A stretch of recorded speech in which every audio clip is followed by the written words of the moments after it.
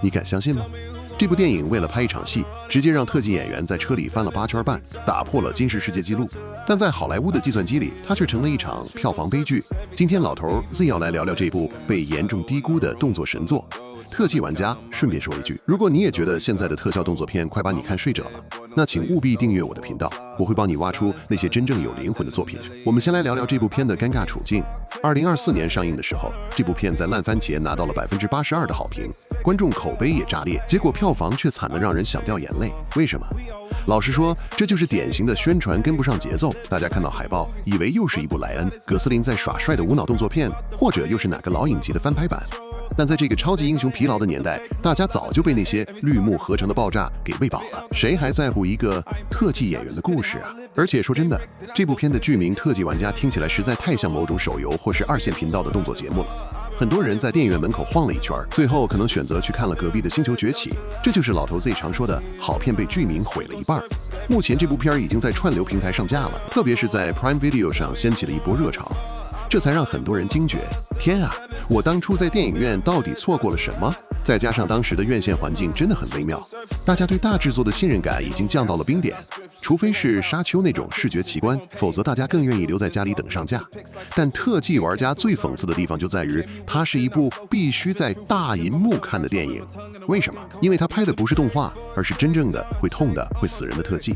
这部片其实是导演大卫·雷奇写给所有特技演员的告白。他自己以前就是布莱德·比特的特技替身，所以他太懂那种摔得最狠却没人记得你名字的委屈了。所以，如果你是因为那阵子的负面新闻或平庸的预告片而错过了它，我现在就要帮你校正回归。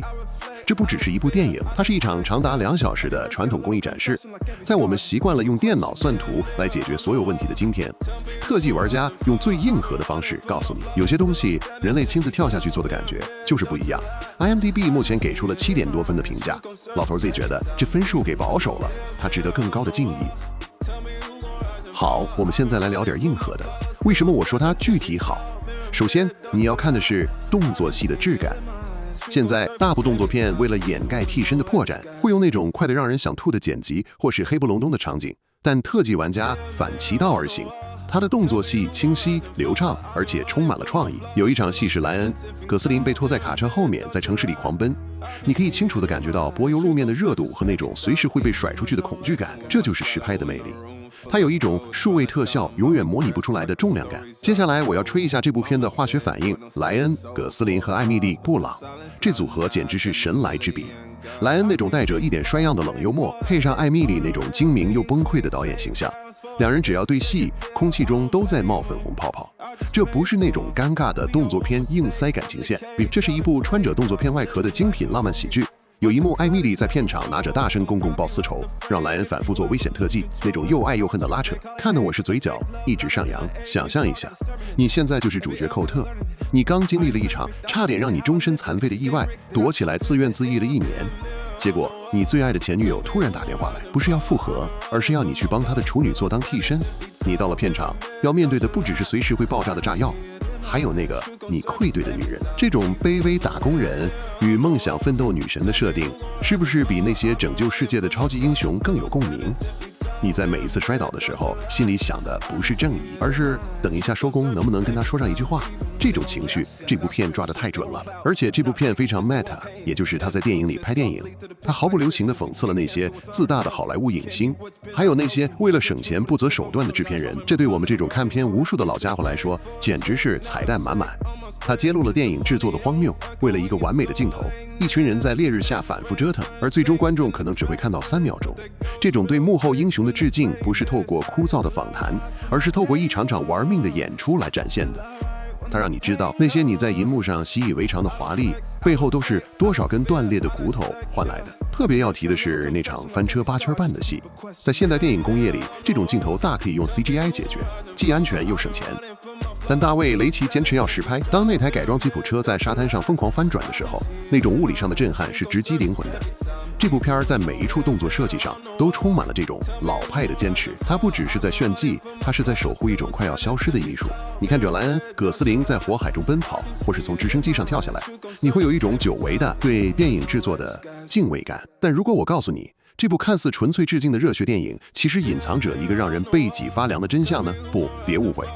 它不是那种烧脑悬疑片，它的真相在于，在好莱坞这个名利场，特技演员的命真的比一张宣传海报还要便宜。这是一个关于隐形人如何夺回自己故事主导权的反击战，这才是这部片在动作戏之外最让我者迷的反转。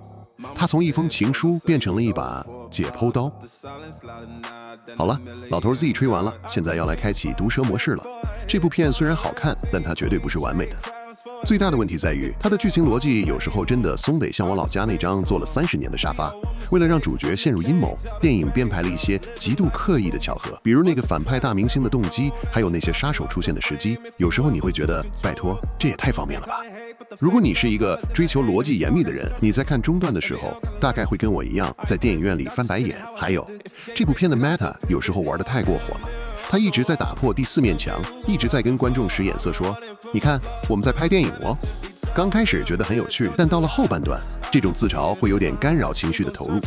当一场戏本来应该很紧张的时候，主角却还在聊什么动作片的套路，这会让观众觉得，既然你们自己都不当真，那我干嘛要为你们担心？这种过度的聪明感，有时候反而会削弱了动作戏应有的张力。说真的，我在看大约1小时15分的时候，真的差点想去厕所。那段文戏的节奏实在是拖得有点让人坐不住。虽然莱恩和艾米丽的火花很强，但有些对白真的太编剧腔了，显得有点啰嗦。你明明想看他去调查真相，去翻车，去被打，结果他在那里跟女主角聊了快10分钟的心路历程。这对于一部标榜特技的电影来说，确实有点本末倒置。大卫·雷奇显然太想兼顾浪漫和动作，结果这两者在中间部分显得有点各玩各的。而且那只被用来当笑点的法文狗，老实说，第一次出现的时候很有趣，第2次也还行，但到后来它变成一个万用的解决工具时，我就觉得有点没创意了。这就是好莱坞的老毛病，一旦发现一个梗有效，就要把它用到干为止。这种小地方的偷懒，让影片的后半段显得有点像是一出大型的综艺实境秀，而不是一部结构严谨的剧情片。它太依赖明星的魅力来撑场，而忽略了故事本身的厚度。你在看这部片的时候，会不会有一种感觉，你觉得自己在看一场很专业的马戏团表演，演员很卖力，场面很华丽，但你总觉得自己是被隔在安全栏外面，你感觉不到角色真正的生命威胁。这就是这部片最矛盾的地方。他在歌颂真实特技，但他营造的氛围却太过轻盈。他让受伤看起来很酷，让爆炸看起来很欢乐，这没什么不好。但在某些时刻，我更希望他能像捍卫任务那样，让我感觉到每一拳下去都是扎实的痛苦，而不是这种嘻嘻哈哈的冒险。说了这么多，这部片到底适不适合你？如果你是那种对老派动作片有信仰的人，如果你跟我一样看腻了那些满屏的绿幕，觉得只有实打实的撞车才叫动作片，那你看了这部片绝对会想打电话感谢我，它会唤醒你小时候看成龙电影或终极警探时的那种单纯的快乐。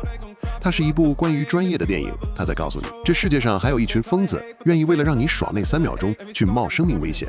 这种情怀足以抵消掉所有剧情的逻辑漏洞。还有，如果你最近心情不太好，想找一部可以让你彻底放松、笑出声来，又不会显得太弱智的电影，选这部就对了。莱恩·葛斯林的表演真的有一种神奇的治愈力，他那种我很衰但我很敬业的态度，剪辑是所有社畜的榜样，再加上艾米丽·布朗的灵气，这绝对是约会首选。虽然他已经下院线了，但窝在沙发上看串流感觉也不赖。它会让你觉得生活虽然一团糟，但只要你还能像寇特那样对着镜头比个赞，那就还过得下去。但如果你是那种逻辑强迫症患者，或是你期待的是像奥本海默那样严肃沉重的剧情大作，那我建议你还是绕道吧。你可能会觉得这部片太儿戏了。如果你觉得动作戏只是剧情的点缀，那你可能会对片中大量重复的特技解析感到不耐烦。这部片最大的受众是电影爱好者。如果你只是一个路人观众，对电影幕后的运作没兴趣，那它对你来说可能就是一部比较吵闹的爆米花片而已。总结一下，特技玩家是好莱坞的一次自我救赎。虽然他在票房上跌了个大跟斗，但他赢得了所有真正热爱电影的人的尊重。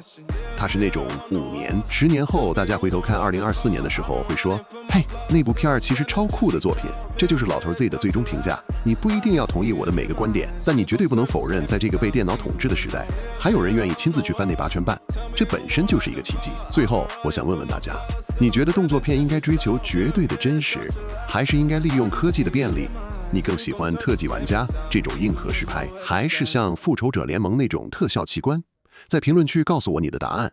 别忘了订阅老头 Z 的影视观测站，我们下部片见。